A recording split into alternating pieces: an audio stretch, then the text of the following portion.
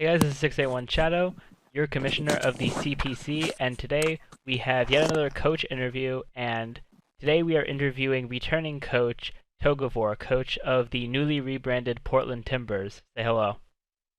Hello, what's going on, guys? It's Togevoir here, as Shadow already said, and I'm excited for another season.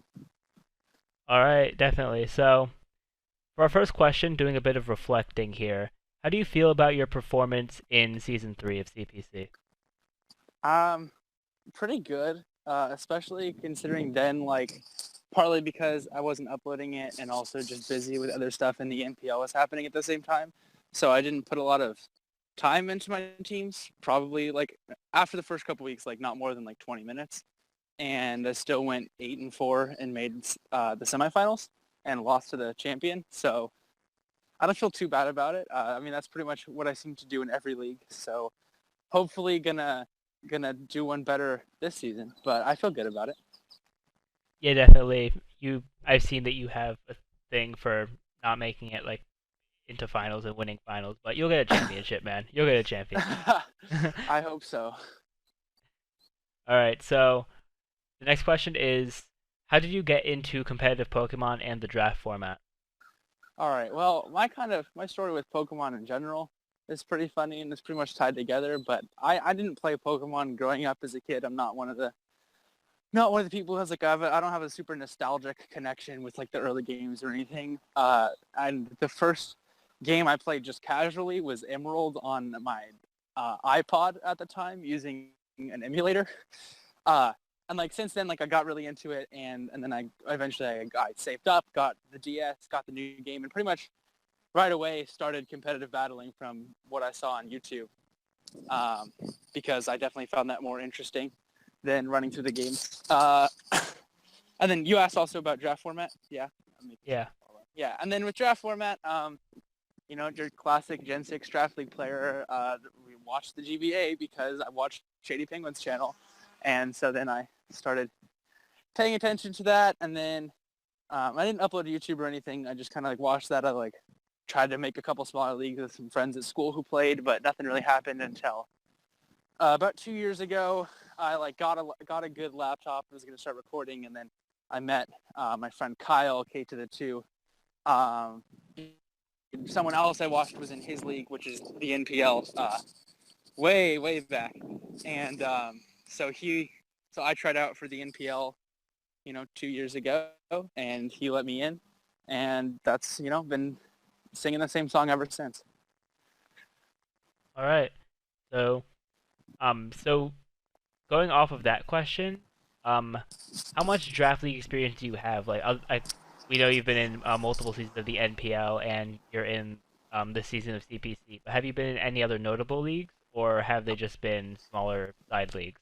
It's mostly been smaller side leagues aside from these two, and a lot of that's time constraints. I mean, I think I definitely like to do more.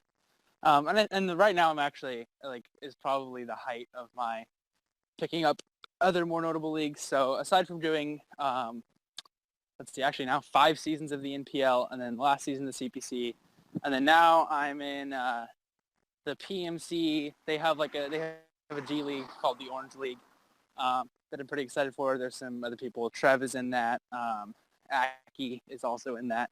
And then also the PCL, which is a new league that Mighty Mamoswine started. And there is a lot of NPL people. There you got Blake, Moxie, and Fernape. You have Jarrett, Jay. I don't even know his actual YouTube. J Bro Productions. I don't fucking know. JB Productions, something like that. And then you got Aster and Merc and people like that over there. So now I'm definitely branching out a little bit more, but it's pretty much only been the NPL for me. All right, all right. So, what are your opinions regarding how the meta has shifted between Generation 6 and Generation 7? That's an interesting question. I definitely think it's shifted more towards offense. Part of that's due to Z moves, which basically just gives you an opportunity to OHKO something that you probably shouldn't have been able to.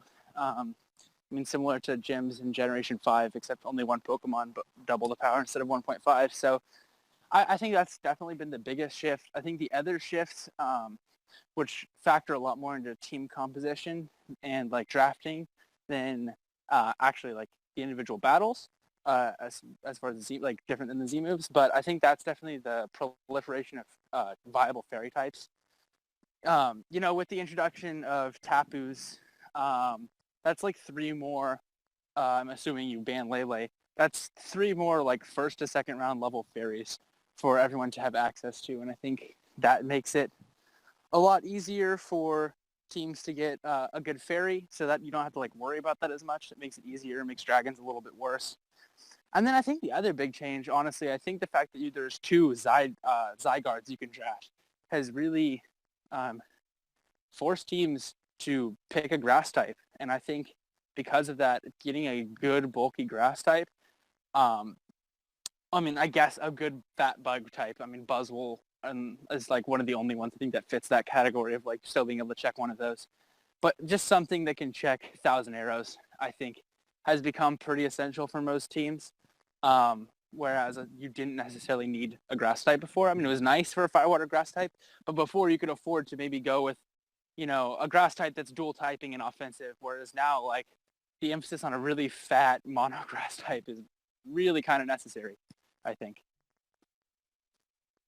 Yeah, definitely. There's been a lot of changes between the two generations, and despite the games being out, despite Gen 7 being out for like a while now, I'm still learning stuff. Yeah, for sure. Which is that, Draft League's something that's always evolving. So there's going to be more shifts as people discover more things, especially for the Wi-Fi leagues, because they haven't released all the megas. So that's going to be interesting. And then like if we ever get move tutors, so there's definitely a lot more potential for it to change even more.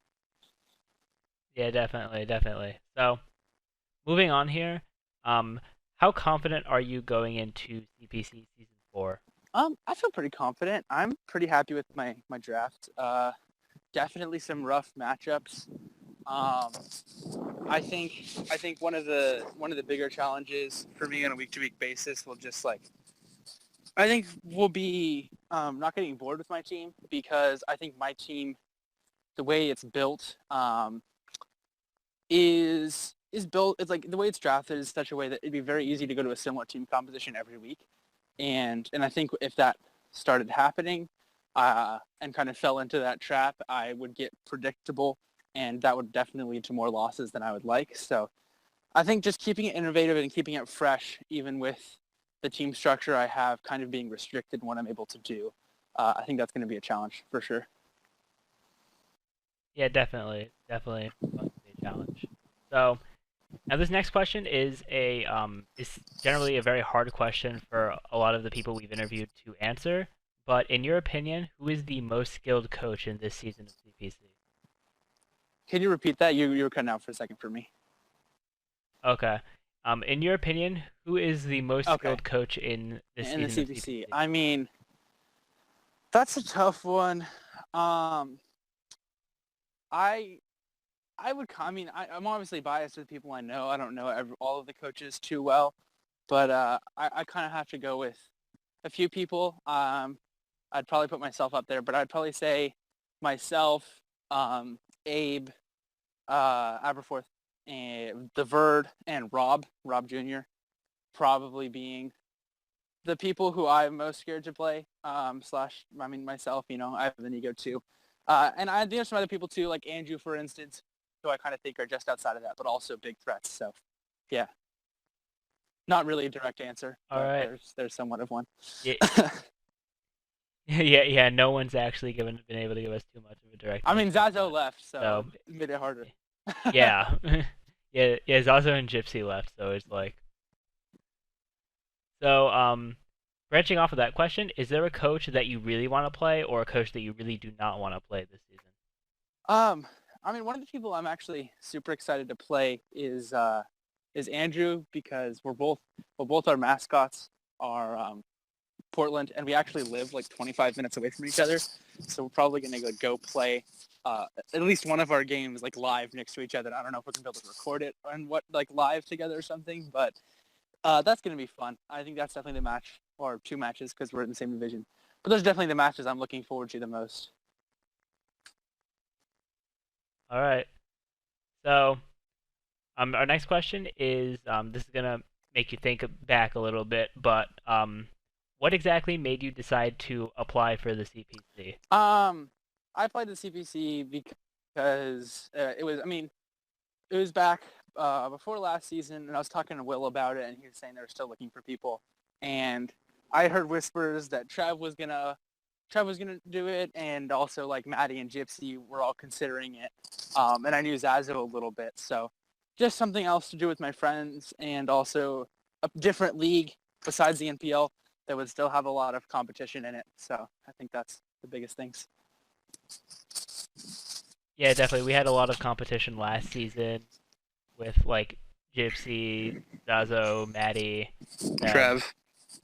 and and Trev. Don't get me wrong. This season is stacked too, but we just had like last season was like the craziest roster we It's could ever also do. also last season was, I think, more high profile people that are more. I just think this season there's other people who I don't know as well, like A12, who I think are very good. I just don't know very well and aren't as well known in the community, and so that'll be something else to keep a watch out for. Yeah, definitely, definitely. So the final question for this interview, which is for the people who are watching the CPC videos throughout the season, how can the viewers get a hold of you, like through YouTube, You Twitter, can etc.? hit up my Twitter, which is twitter.com/the_salty_vegan. And my YouTube channel is youtube.com/c/Togevoir9. The number, just a number. It's not spelled out, but yeah.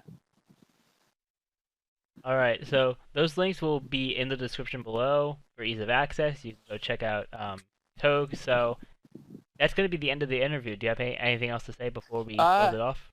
Nothing specific. Just looking forward to the season. Try to take home that championship as I do in every league. All right, so that's going to be the end of this interview. Thank you all for watching. Remember to go subscribe to all of the CPC coaches so we can have an excellent season, and we'll see you all next time.